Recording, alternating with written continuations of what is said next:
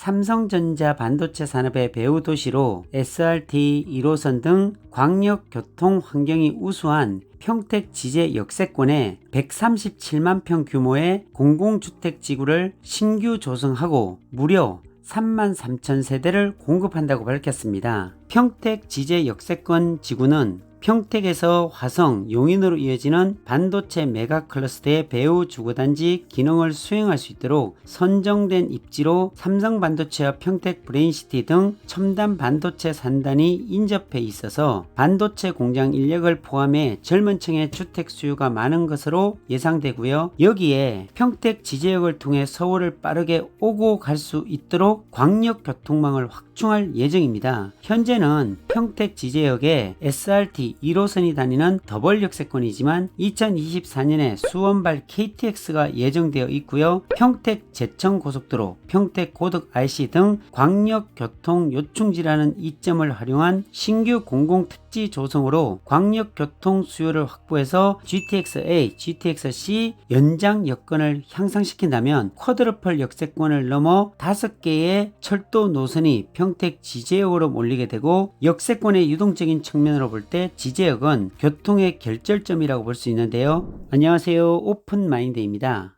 어제 정부에서 아주 중요한 발표를 했습니다. 바로 요즘 가장 뜨거운 도시 중 하나인 평택에 관한 소식인데요. 세계 최대 반도체 기지인 삼성전자 평택 캠퍼스 옆에 미니 신도시가 만들어집니다. 국토교통부에서 발표했는데요. 삼성전자 반도체 산업의 배후 도시로 SRT 1호선 등 광역 교통 환경이 우수한 평택 지제 역세권에 137만 평 규모의 공공주택 지구를 신규 조성하고 무려 33,000세대를 공급한다고 밝혔습니다. 33,000세대가 얼마인지 감이 잘 안 오실 수 있는데 평택 고덕 국제 신도시 입주 계획이 58,000세대이기에 고덕 국제 신도시의 절반 정도의 도시 개발이 이루어진다고 보면 됩니다. 현재 삼성전자 하단에 위치한 방충리 쪽으로 개발되는 삼성전자 협력업체가 들어서는 첨단 복합산업단지와 경계선을 이루고 있는 곳으로 개발되기에 직주가 가능한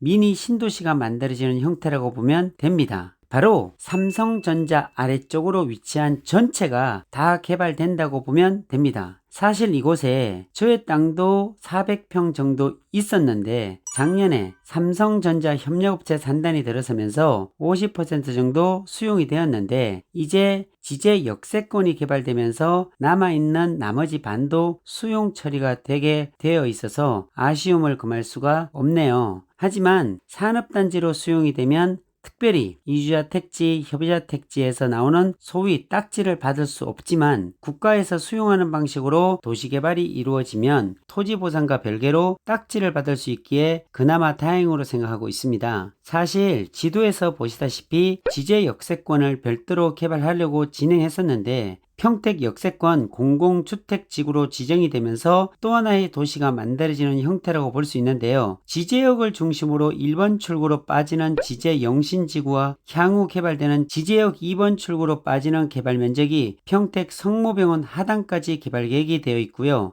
또한 용인에서 내려와 안성을 거쳐 평택으로 이어진 45번 국도변과 38번 국도에 접경되어 있는 서쪽에 위치한 태평아파트와 하늘채 시그니처 아파트 바로 앞까지 확대된 것을 보면 상상을 초월한 개발 계획이라고 할 수가 있습니다. 개발 계획이 이 정도일 줄은 사실 상상도 못했고요. 삼성전자의 영향력이 향후 이 도시에 어떻게 적용될지 사뭇 궁금해지기도 합니다. 평택 지제 역세권 지구는 평택에서 화성, 용인으로 이어지는 반도체 메가 클러스터의 배후 주거단지 기능을 수행할 수 있도록 선정된 입지로 삼성반도체와 평택 브레인시티 등 첨단 반도체 산단이 인접해 있어서 반도체 공장 인력을 포함해 젊은 층의 주택 수요가 많은 것으로 예상되고요. 실제로 확인해 보면 10년 전의 평택 인구는 약 44만 명이었는데요. 삼성반도체가 건설되고 난 후 현재 약 59만 명으로 인구가 증가하기도 한 만큼 도시의 개발이 이루어지게 되는 10년 후의 평택은 동탄을 넘어설 도시가 될 것으로 기대하고 있습니다. 국토교통부에서 발표한 평택 지제 역세권 공공주택지구는 평택시 지제동, 신대동, 세교동, 모곡동, 고등면 일원에 조성되고요. 면적은 137만 평으로 여의도의 약 1.6배에 달합니다. 어마어마한 면적이지요. 주택 공급 규모는 3만 3천 세대로 약 5만 8천 세대 규모인 고덕국제 신도시와 비교해도 결코 작지 않다는 것을 볼 수가 있습니다. 이 미니 신도시의 개발 구상을 보면 삼성반도체 바로 아래에 있거든요. 그래서 삼성반도체 배후 주거 기능과 함께 쾌적한 정주 환경, 평택 지제역으로 인한 편리한 광역 교통망을 제공할 수 있는 자족형 콤팩트 시티로 조성할 계획으로 첨단 산업단지와 연계를 고려한 융복합 도시공간을 조성해 기업, 연구기관 등을 위한 혁신공간, 창업 지원시설 등도 제공할 예정입니다. 이런 것이 가능하려면 사실 서울과의 교통 연계성이 있어야 하는데 평택 지제역에 현재 SRT가 개통되어서 20분대로 서울로의 진입이 가능하고요. 향후 GTX-A, GTX-C까지 개통이 되면 서울뿐 아니라 서울 북부에 위치한 도시까지 관통할 수 있기에 수도권에 위치한 유능한 인적 자원을 유입할 수 있고 주거 환경, 교통 환경이 자동적으로 개선될 수 있어서 평택이 중심이 되는 날이 멀지 않았다는 개인적인 생각을 하게 되고요. 그래서 특별히 교통의 중심이 되는 교통의 결절점이 바로 지제역 중심으로 만들어질 수밖에 없다고 보며 역세권을 중심으로 주거, 업무, 교육, 문화, 의료 등 복합적으로 개발해 생활 인프라 접근성을 높일 계획이며 융복합 산업 클러스터를 조성해서 첨단 반도체 산업을 지원하는 연구 개발 및 창업 스케일업 지원 등의 자족 기능을 강화할 계획인데요. 이곳에 인접해 있는 삼성반도체는 현재 펩 공장 6기까지 확정이 되었고요. 2개 사무동 또한 2025년에 준공할 예정입니다. 지금은 1기, 2기가 가동 중에 있으며 3기 역시 몇 달 후면 생산에 들어갈 것으로 보이고요. 4기 라인 공사가 진행 중에 있습니다. 지금은 펩 공장을 건설하는 노동자들이 줄었지만 얼마 전까지만 해도 펩 공장을 건설하는 6만 명 이상의 매일 출근하는 기현상은 삼성전자 주변 상권을 모두 바꿔놓았습니다. 노동자들의 숙소로 이용될 원룸 수요가 폭발적으로 일어났고 임대료가 40만원 가량 받던 것이 지금은 최대 80만원, 오피스텔 7평이 80에서 100만원까지 나와있는 현실이 믿겨지지 않습니다. 이렇게 늘어나는 노동자의 수와 삼성전자에서 일하게 될 정직원과 그의 가족들 또한 삼성전자와 연계될 첨단 복합산업단지 안에 수많은 기업들의 직원들을 감당하려면 평택 지제 역세권 공공주택지구는 필연적인 계획이라고 볼 수가 있습니다.